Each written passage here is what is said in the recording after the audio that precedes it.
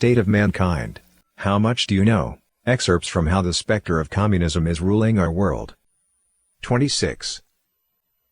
The Socialist International grew from the Second International, founded by Engels in 1889. At the time of establishment of the Second International, there existed over 100 political parties around the world that were founded on Marxism. Of them, 66 were ruling parties that adhered to socialism in their respective countries.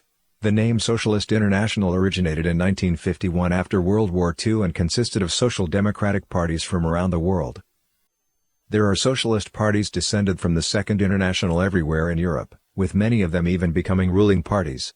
The early socialists included Lenin, who encouraged violent revolution, and people like Kautsky and Burns, who promoted progressive reform. Within the Socialist International, socialist democracy and democratic socialism were almost identical. They both promoted the idea that socialism is the new system that will replace capitalism. Currently, the Socialist International consists of over 160 organizations and members. It is the largest international political organization in the world. The European Socialist Party, active in the European Parliament, is also an alliance organization of the Socialist International. Its members are the social democratic parties of the EU and surrounding countries. It is also a political party within the European Parliament, established in 1992, whose membership comprises the majority of European organizations, including the European Parliament, the European Commission, and the European Council. As of now, the European Socialist Party has 32 party members from 25 countries of the EU and Norway, 8 associate members, and 5 observers, for a total of 45 political parties. It engages in an immense range of activities. The main objectives claimed by the European Socialist Party itself are to strengthen the socialist and social democratic movement within the EU and throughout Europe and to develop close cooperation between member parties, parliamentary groups, and the like. Essentially, it works to vigorously promote the socialist cause. The Swedish Social Democratic Party, the ruling party of Sweden, openly claims that it uses Marxism as its theoretical guide.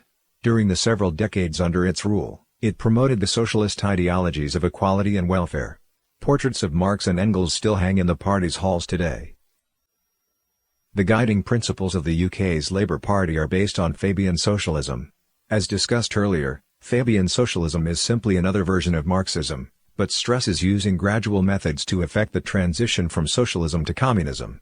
It also advocates high taxes, high welfare benefits, and other socialist ideas. The Labour Party became the ruling party of England many times in recent decades and has always advocated Fabian socialist ideas. The British Communist Party has also been very active in trying to influence British politics, even running its own newspaper, the Morning Star. The British Communist Party was established in 1920, and during its peak, had party members elected into the House of Commons. At the start of recent elections in England, the British Communist Party suddenly announced that it intends to support the leading left-wing politician of the Labour Party. One important member of the Labour Party has spent 40 years promoting nationalisation of assets and socialism. In September 2015, he became head of the Labour Party, with an overwhelming lead of 60%. This politician has for years been a prominent participant in LGBT events and activities. When a BBC reporter inquired about his views on Marx, he praised Marx as a great economist and a fascinating figure who observed a great deal and from whom we can learn a great deal. The Socialist Party in France is France's largest center-left political party and a member of the Socialist International, SI, and Party of European Socialists, PES. Its presidential nominee was elected President of France in 2012. Italy's veteran communist Antonio Gramsci not only founded the Communist Party of Italy in 1921, but also served as its general secretary. Up until the 1990s, the Communist Party of Italy was very active, for a long time maintaining its position as the second largest political party. In 1991, the party was renamed the Democratic Party of the Left. Germany, the other large Western European country, is no exception. Germany is the birthplace of Marx and Engels, and the home to the influential Frankfurt School, another expression of Marxism.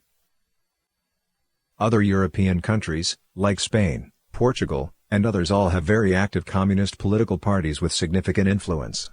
All of Europe, not only Eastern European countries, are dominated by communism. Non-communist countries in Northern Europe, Southern Europe, and Western Europe are all intentionally or unintentionally promoting and hosting communist ideologies and policies. To view Europe in enemy hands is not an exaggeration.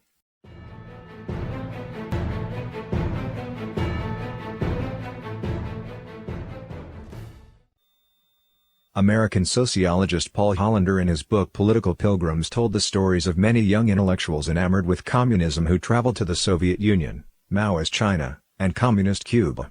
While horrifying abuses took place, these young political pilgrims saw none of it and upon their return, enthusiastically wrote books glorifying socialist policies.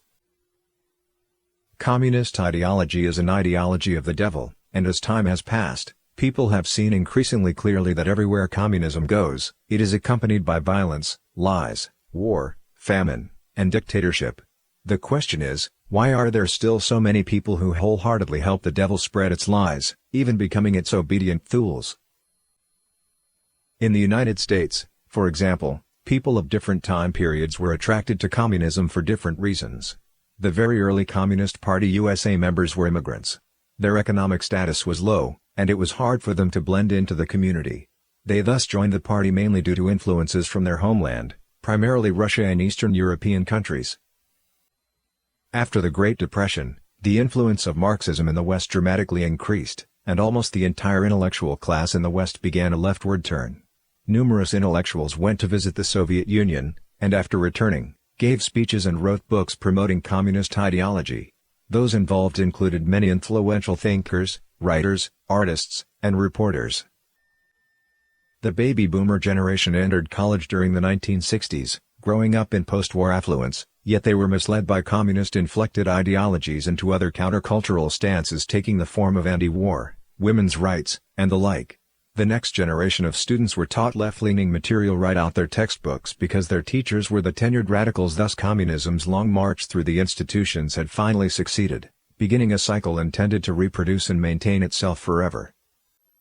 In a book dedicated to exposing communism, Masters of Deceit, FBI Director J. Edgar Hoover, whose tenure ran 37 years, classified communist activists into 5 groups: open party members, underground party members, fellow travelers, opportunists, those who support the party for self-interest, and dupes. In reality, there are very few extremely evil and die-hard communist activists. Isn't it much more the case that the majority of Communist Party members were simply taken in? American reporter John Silas Reed's 10 Days That Shook the World, and Edgar Snow's Red Star over China played a major role in promoting communist ideology around the world. Reed is one of 3 Americans who was buried in the Kremlin wall necropolis, meaning that he himself was a communist activist. His description of the October Revolution was not an objective reporting of the actual events, but carefully crafted political propaganda. Edgar Snow was a fellow traveler of communism. In 1936, the interview outline he provided to a CCP member included questions in a dozen areas, including diplomacy, defense against enemy invasion, views on unequal treaties, foreign investment, views on Nazis, National Socialists, and more. Later, Mao Zedong met Snow in a cave home in Xiamen, the northern portion of Shanxi province, to answer questions so that a favorable impression of the CCP could be created. The young and naive Snow was used as a tool by the treacherous CCP to broadcast its carefully crafted lies to the world.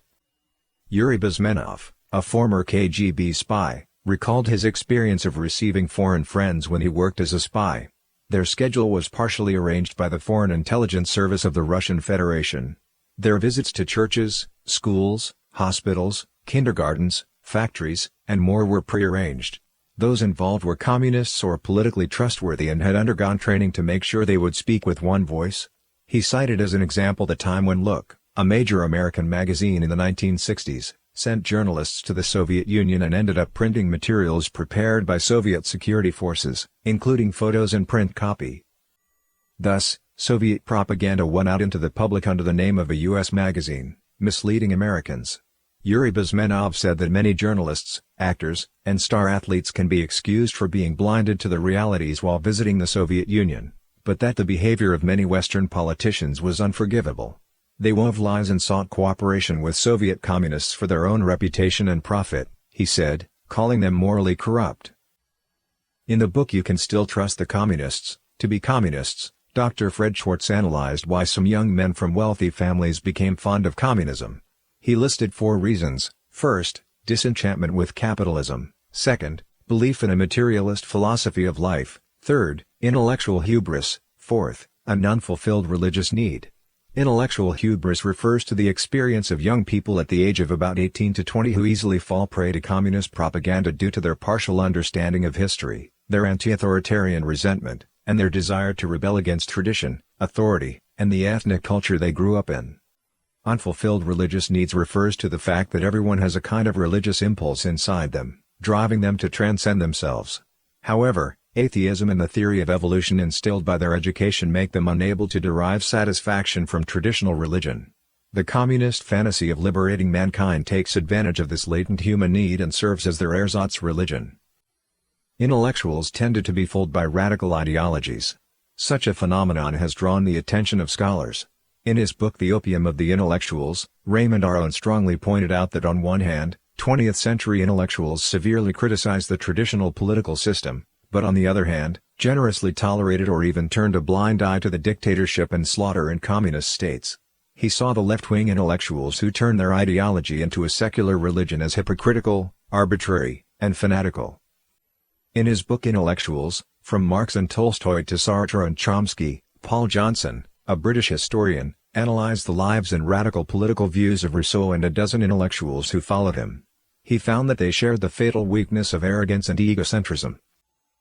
In his book Intellectuals and Society, the American scholar Thomas Sowell also gave extensive illustration of the extraordinary arrogance of these intellectuals. These scholars have based their analysis of communist intellectuals on careful judgment and analysis, but we wish to bring attention to another reason, which they have not covered, that explains why intellectuals can be so easily fooled. Communism is a demonic ideology that does not belong to any traditional culture in human society. Since it militates against human nature, it can never be organically developed by man, but must be enforced and instilled from the outside. Under the influence of atheism and materialism, contemporary academia and education has abandoned belief in gods. Blind belief in science and the worship of so-called human reason make it possible for people to become slaves of this demonic ideology. Since the 1960s, communism has engaged in a large-scale invasion of American education.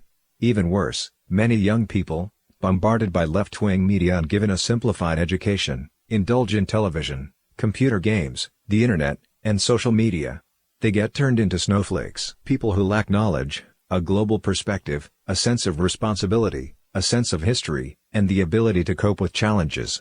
With communist or communist-derived ideologies instilled in them by their parents' generation, they become indoctrinated and henceforth use a warped framework for evaluating the new facts they see and hear.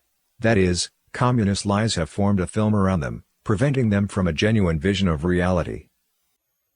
To deceive people, the demon has extensively exploited the human weaknesses of stupidity, ignorance, selfishness, greed, and credulity.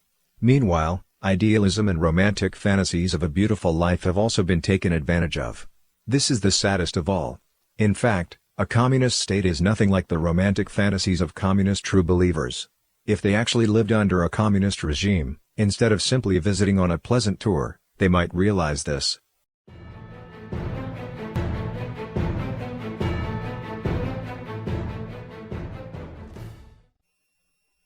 The communist specter infiltrated the West in disguise. Only when we transcend concrete phenomena and put ourselves on a higher plane can we truly see the face and goals of the specter. The real reason the specter could attain its goal is because humans abandoned their belief in gods and relaxed their moral standards. Only by revivifying our belief in gods, purifying our minds, and elevating our morality can we rid ourselves of demonic influence and control. If all of human society returned to tradition, the specter would have no place to hide,